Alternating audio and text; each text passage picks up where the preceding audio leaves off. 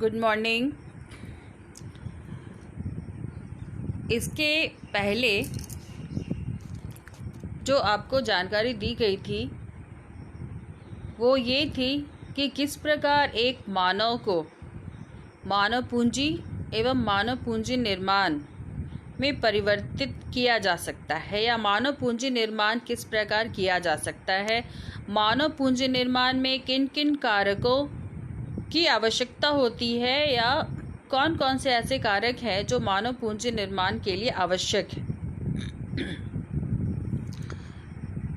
और किस प्रकार मानव संसाधन उत्पादन के जो अन्य संसाधन है, भूमि एवं पूंजी, उससे अधिक उपयोगी हैं, या उत्पादन के अन्य साधनों भूमि एवं पूंजी को किस प्रकार मानव संसाधन अपने योगदान से उपयोगी बना सकता है। इसके आगे आज हम लोग मानव संसाधन के विषय में ही पढ़ेंगे। जैसा कि आप देख रहे हैं,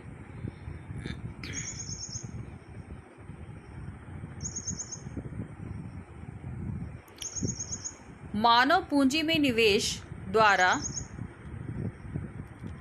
मानव पूंजी को एक उत्पादक परिसंपत्ति में बदला जा सकता है।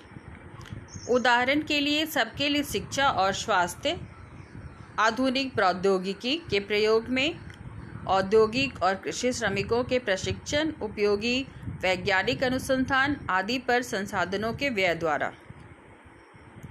फिर से हम सभी यहाँ देख रहे हैं कि शिक्षा, स्वास्थ्य, आधुनिक प्रौद्योगिकी का प्रयोग, चाहे वो उद्योग हो चाहे वो कृषि हो,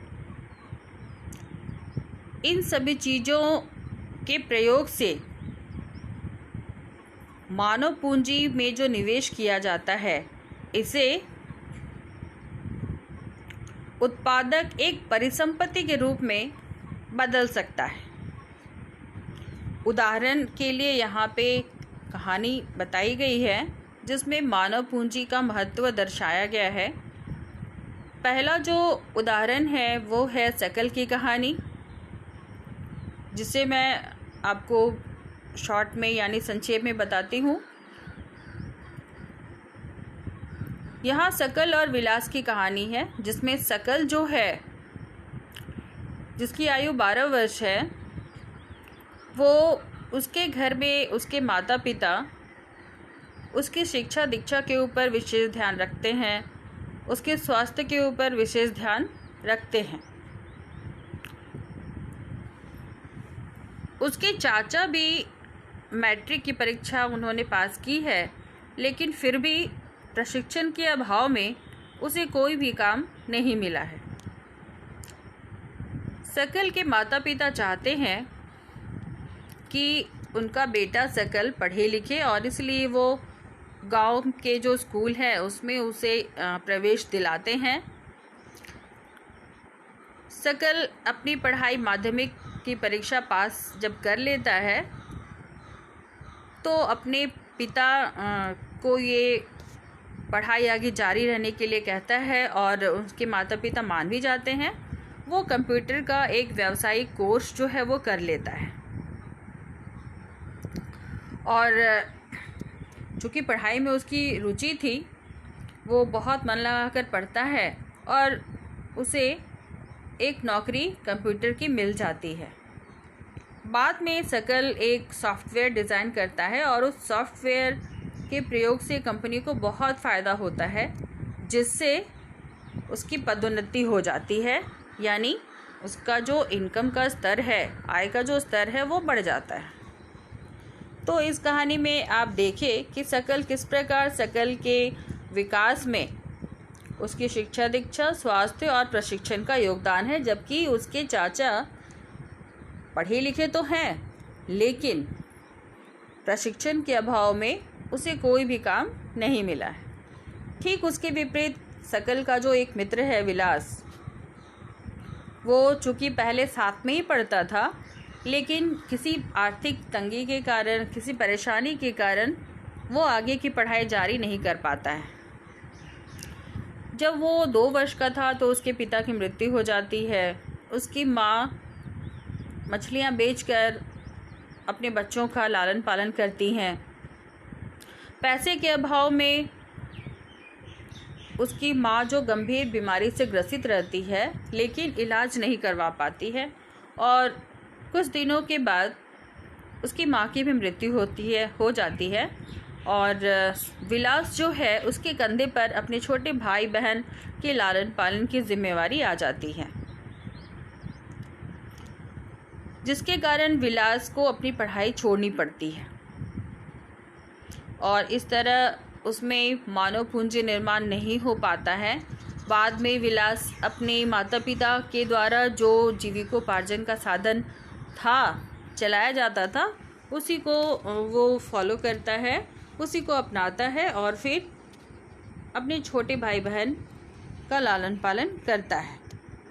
तो आप देख रहे हैं कि किस प्रकार सकल का विकास संभव था, किसके प्रयोग से? स्वास्थ्य, शिक्षा और प्रशिक्षण के प्रयोग से। उसके विपरीत विलास में इन सभी गुणों का अभाव था। ना तो वो स्वस्थ था अच्छी तरीके से, ना वो शिक्षित था और प्रशिक्षण का अभाव तो था ही। इस कारण उसकी जो स्थिति थी वो यथावत बनी रह गई। इसके बाद आप सभी देखिए, हम देखते हैं कि किस प्रकार सकल और विलास की विकास में किस प्रकार जो कारक हैं मानव पूंजी निर्माण से संबंधित, उनकी उपयोगिता थी। आगे हम लोग देखेंगे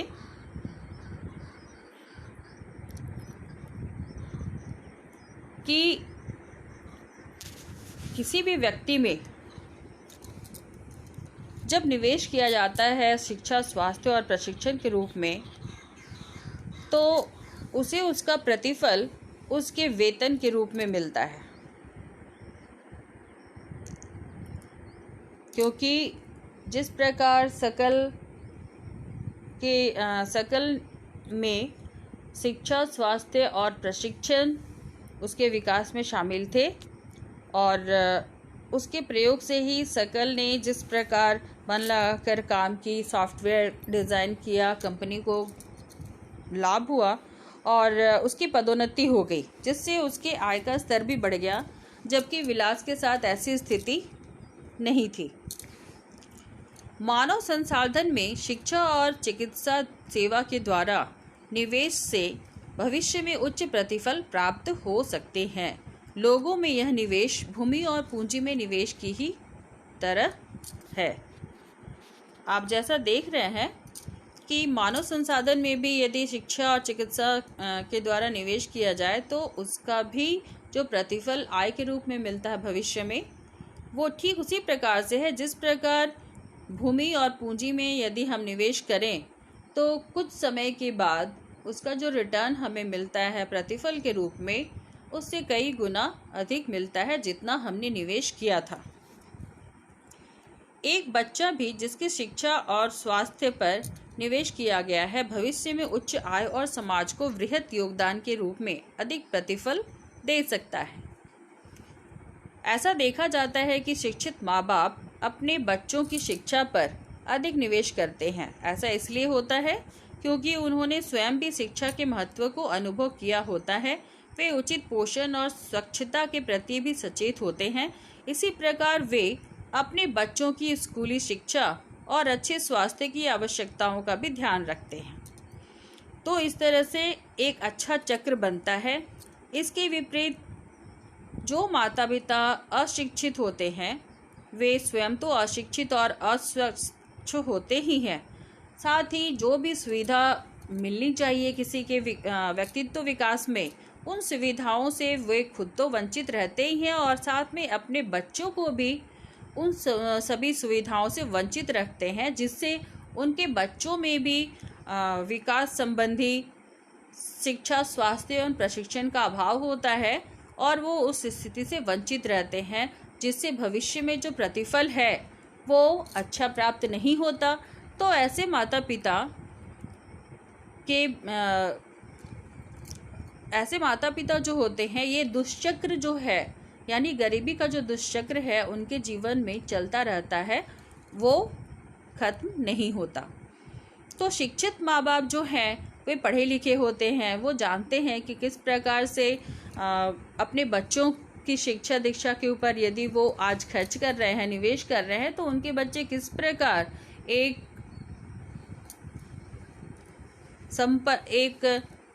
कुशल नागरिक बन सकते हैं, किस प्रकार वे एक मानव पूंजी में परिवर्तित हो सकते हैं।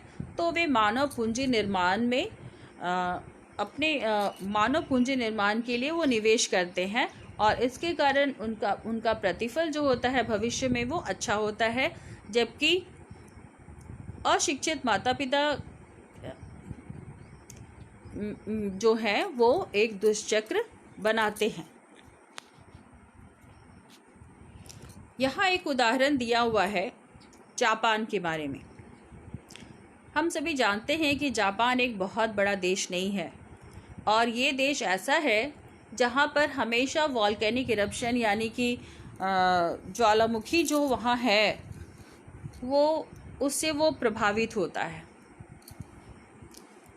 जापान के पास अपना कोई भी प्राकृतिक संसाधन नहीं है। हमारे देश के पास तो अपना प्राकृतिक संसाधन है। हम जानते हैं कि हमारे यहाँ बहुत सारे खनिज संसाधन पाए जाते हैं, लेकिन जापान के पास ऐसा कोई अपना प्राकृतिक संसाधन नहीं है। फिर भी वो एक विकसित देश है। वो क्या करता है कि अपने देश में उपयोग में आने वाले जितने भी कच्चा माल है उन खनिज संसाधनों को आयात करता है, और फिर भी वो एक विकसित देश बनने में सफल हो गया है। उसका प्रमुख कारण ये है कि उसने अपने देश में लोगों की शिक्षा एवं स्वास्थ्य के क्षेत्र में विशेष ध्यान दिया है, और निवेश भी उसने अच्छी की है।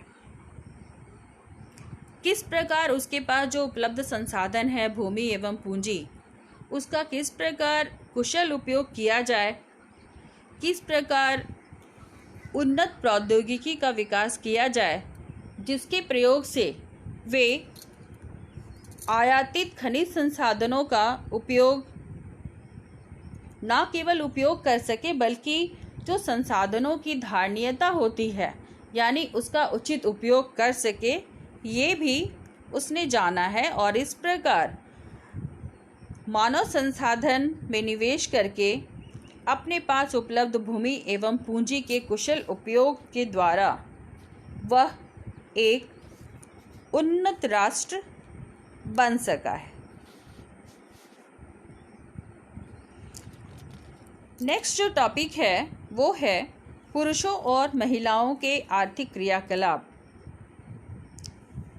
हम सभी जानते हैं कि यहाँ मेल और फीमेल के जो आर्थिक क्रियाकलाप हैं वो अलग अलग हैं, फिर भी आज बहुत कुछ परिवर्तन इसमें देखा गया है। सबसे पहले जो आर्थिक क्रियाकलाप हैं उन्हें हम 3 भागों में परिवर्तित करते हैं: प्राथमिक क्षेत्रक, द्वितीयक क्षेत्रक और तृतीयक क्षेत्रक। प्राथमिक क्षेत्रक प्रकृति से संबंधी है, इसलिए इसके अंतर्गत कृषि, वानिकी, पशुपालन, मत्स्य पालन, मुर्गी पालन और खनन एवं उत्खनन इत्यादि आते हैं। द्वितीयक क्षेत्र को औद्योगिक क्षेत्र कहा जाता है, इसलिए इसमें विनिर्माण शामिल है। जिन भी चीज़ों में के निर्माण में कच्चे माल का प्रयोग किया जाता है एवं उद्योगों में इसे विनिर्मित किया जाता है, किसी अन्य रूप में परिवर्तित किया जाता है, तो ये द्वितीयक क्षेत्रक है। तृतीयक क्षेत्रक में, जिसे हम सेवा क्षेत्रक कहते हैं, उसमें व्यापार, परिवहन, संचार, बैंकिंग, बीमा, शिक्षा, स्वास्थ्य, पर्यटन सेवाएं इत्यादि शामिल किए जाते हैं। तो ये सभी जो तीनों क्षेत्रकों के क्रियाकलाप है, चूँकि इनसे अर्थ की प्राप्ति होती है, यानी ये आर्थिक क्रियाओं से संबंधित है, और यही जो आर्थिक क्रियाएं हैं वो किसी भी देश की राष्ट्रीय आय के निर्माण में सहयोग करती हैं। इन आर्थिक क्रियाओं को भी हम 2 भागों में बांटते हैं, एक बाजार क्रिया और दूसरी गैर बाजार क्रिया। तो बाजार क्रिया क्या है? यदि कोई भी मनुष्य उत्पादन का कार्य अपनी आय अर्जन के लिए करता है, या फिर यदि कोई व्यक्ति जो कार्य करता है उसका भुगतान जो है वो मौद्रिक रूप में किया जाता है, तो वो आर्थिक क्रिया है। लेकिन यदि कोई व्यक्ति उत्पादन कार्य, चाहे वो कृषि से हो या उद्योगों से हो, अब उद्योग में जो उत्पादन कार्य होता है साधारणतया वह केवल अपने लिए तो नहीं होता है, लेकिन कृषि कार्य जो होते हैं जिनकी थोड़ी बहुत ज़मीन होती है, भूमि का टुकड़ा छोटा होता है, तो ऐसे लोग जो भूमि में उत्पादन का कार्य करते हैं वो बाजार में बेचने के लिए नहीं बल्कि स्व उपयोग के लिए करते हैं, तो उनकी ये क्रिया आर्थिक क्रिया नहीं होती है और इसलिए ये गैर बाजार क्रिया की श्रेणी में आती है। तो इस प्रकार गैर बाजार क्रिया और बाजार क्रिया ये दो प्रकार की आर्थिक क्रियाएं हैं जिसकी चर्चा आज आपके सामने की गई। इसके नेक्स्ट जो आगे चर्चा होगी इस विषय से संबंधित, इस अध्याय से संबंधित, वो आपको बाद में दी जाएगी। धन्यवाद।